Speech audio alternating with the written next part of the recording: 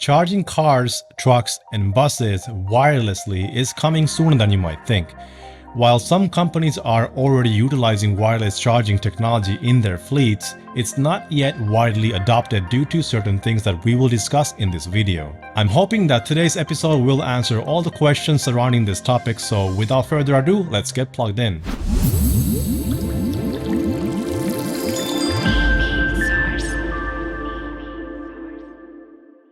Hello and welcome to EV Source. My name is Harry and I'm your host for today's dose of EVs and technology. When it comes to electric vehicles, charging and range still remains a concern for a vast majority of people thinking to switch from a gas guzzler to a fully electric vehicle. But what if I told you that there is a solution looming in not so distant future where you don't have to even think about charging your car? And when you don't have to think about charging, you also won't have to think about the range. You can almost say goodbye to range anxiety. I say almost because there will be some odd cases when you would need to still plug in the vehicle, but we will get into all of that in just a bit. Last year in 2020, just before Christmas, I spoke to Alex Gruzen, who is the CEO of WiTricity, a company that develops wireless charging technology. Now, due to some technical difficulties I was experiencing between the end of December to end of January, I wasn't able to get this video out until now. Of course, if you're a Patreon supporter of this channel, you would have had access to the full-length video for a couple of weeks now. So if you want to see the full video, then head on over to our Patreon page. You will find the link below in the description. Choose a support level that suits you and gain access to all of the exclusive content available to Patreon members only. During my conversation with Alex, we touched on a variety of topics regarding wireless charging. One of the first things I asked was when this technology would be out for the public. Here's what he said. So I'm glad to say that actually some cars have already launched the technology in the market, right? And of course, you know, it started out with BMW launched a pilot project in 2018, which sort of validated the technology. It was on a BMW 530i performance. And that was a plug-in hybrid, so it was at a lower power level. That was about 3.5 kilowatts of power. So it was appropriate to charge a battery in about 3.5 hours. And then earlier this year, McLaren launched on their Speedtail, their hypercar. So all of those vehicles actually come with our wireless charging technology. And so there again, it's a hybrid vehicle. So every time you leave the garage, the onboard battery is fully charged and ready to give you maximum performance right from the get-go. So those were some early applications.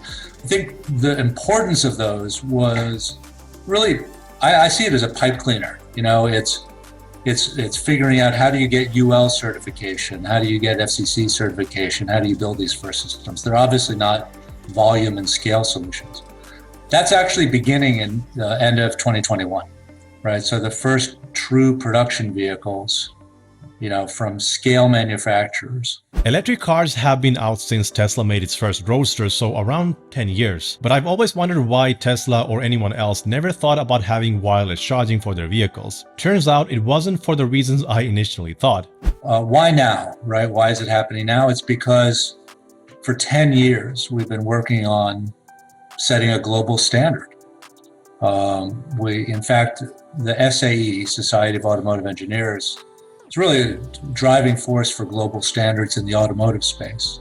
Started literally in October of 2010 and finished in October of 2020. And this was selected, voted, ratified by the SAE just several weeks ago. And that is really, to me, sort of the kicking off point for this whole industry rolling out. And I think wireless charging is going to be important to bring more consumers, more customers to electrification, to embrace EVs. I also think for the automaker's point of view, it's really setting the foundation for the future for autonomy. Because, you know, when AVs, autonomous vehicles roll out, they're going to have autonomous charging.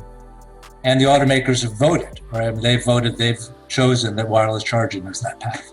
That's one thing that I also mentioned in my video, that this is going to be very important for autonomous cars, because once we have autonomous cars roaming the streets, there's going to be nobody to plug in the vehicles, right? I was talking about my last video about wireless charging that was published a couple of months ago. If you haven't seen it yet, I highly recommend you watch it because everything we discussed in this video is almost like part 2 of the first video. And guys, if you're enjoying this video, smash that like button so the YouTube algorithm knows to recommend this video to others who might be interested in this topic. Now, when it comes to owning an electric vehicle that can be charged wirelessly, you can almost say goodbye to range anxiety and never having to think about charging ever again. While the technology has had its set of challenges, we dive deeper into the standardization of WiTricity's wireless charging technology. So we now effectively have global standardization for wireless charging.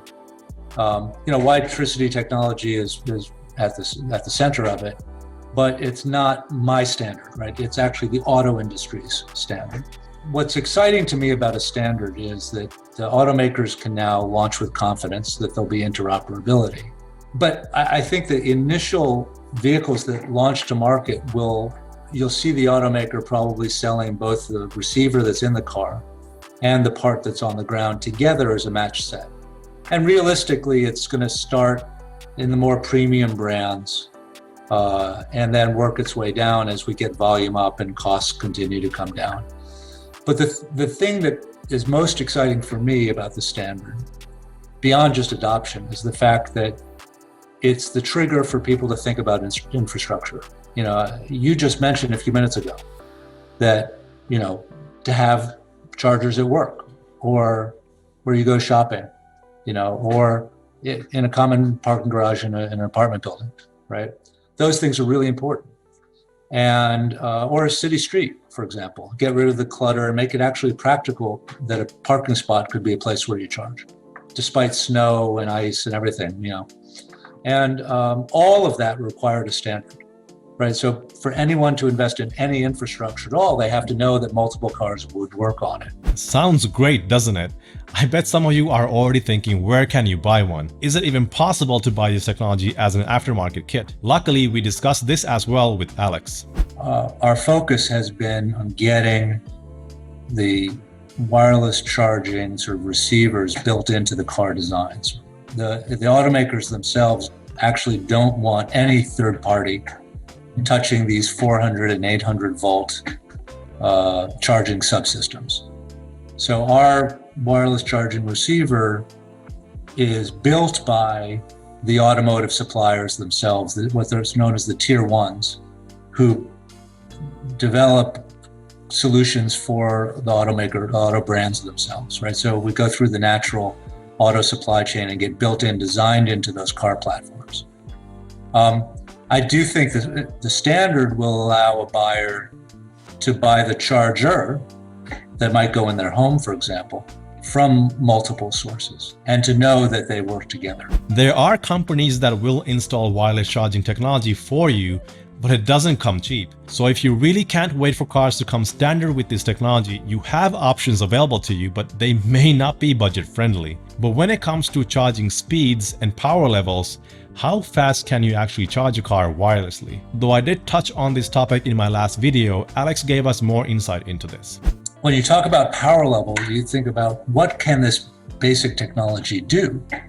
And actually you could use it for medical devices down at like milliwatts of power. You can go up to charging electric buses at hundreds of kilowatts of power, and everything in between. So it really comes down to a choice around size available to work with. All right, because we're creating this magnetic field that oscillates between a ground pad and something on the vehicle. And what the automakers have said to us is basically make the receiver as small as you can, right? And give us power level that's equivalent to plugging in, at home, traditional level 2 charging. So as you said, right, from 7 kilowatts to sort of 22 is sort of where you could conceivably see charging, but for the most part, in a home, right, or in a commercial parking spot, for the most part, most homes can deliver, maximum 30 amps, 40 amps, to a charger. It's, for the most part, what's known as 7 kilowatts or 11 kilowatts of charging is kind of the sweet spot. That's somewhere between 20 and 30 miles per hour of charging. And the thought is, I want to charge when I'm parked. So I'm going to be there for a few hours. So that's totally sufficient. As I said, the technology could enable 200, 300 kilowatts to a bus or a heavy duty truck. But, you have much more room to work with a heavier receiver or heavier, charger built into the ground. So the beautiful part of our technology is that unlike your electric toothbrush or the charger built into your smartphone, where the two coils have to be sort of like exactly the same size, with our magnetic resonance technology, they just have to be tuned to the same frequency, but they don't have to be the same size. You can have a nice large pad on the ground, which gives you parking flexibility, and you can have a minimum size, smaller receiver on the car, which helps with packaging and size and weight. I think that the pressure is always going to be on us to keep making it smaller and less expensive and kind of optimizing. The power could go up a little bit, but I think that the pressure will always be to make it smaller and less expensive. So I think it's thinking through what's the right usage model, right? We want to make, frankly, I want to make the charging spots as plentiful as possible. I want to enable what I call power snacking. You're just topping off on a regular basis. Yeah. And so then you don't really need a lot of power when you do that. Power snacking is when your car charges in a variety of locations. Think stopping at a red light, parking spots, highway roads with embedded coils, etc. Now back to Alex. And then recognizing that for long distance, you're still going to need, you still want DC fast charging, pull over to the side of the road, top off quickly, and then continue on your way. You're starting to see, roadside service rethinking, like what should that look like, and then it should be a place that you're comfortable stopping. There's good Wi-Fi, there's some decent food, you're taking a break, you're charging. That's going to be great for long distance. I want to eliminate plugging in all the rest of the time. Right? That's our goal. And if we do that, it also sets the stage for the future of autonomy. To answer the specific question about going to higher power, I do think that that's going to happen in commercial vehicles, right? So our wireless technology in taxis, our wireless technology in delivery vans, right? Where the taxi is in a taxi queue and it's topping up, it's power snacking. And so the driver never has to kind of leave work, so to speak, to go charge for 45 minutes, but they can stay in the flow and making money, right? Same thing for delivery vehicles. You're at the loading dock, you're charging, you drive away, you're good for your next round, right? So in commercial vehicles, we're absolutely going to go up to, 50 kilowatts, 75 kilowatts, hit the battery harder. You've got a commercial vehicle, you have more space to work with, it's fit for purpose. It's a total cost of ownership story. They could maybe pay for a little bit larger receiver and transmitter because there's an economic return on investment that makes sense. But I think in the consumer space, the general public, it's going to be more about parking for the hours at home at night or at work, and so it just doesn't need to be larger. Let's talk about charging while driving, which is also known as dynamic charging. WiTricity demonstrated a working model together with Qualcomm in France, which enables you to have seamless charging even while driving at highway speeds. The purpose of that work was to show that it's absolutely technically feasible. And how do we extend this wireless technology to what you just referred to as like dynamic charging, right? Charging while you're moving.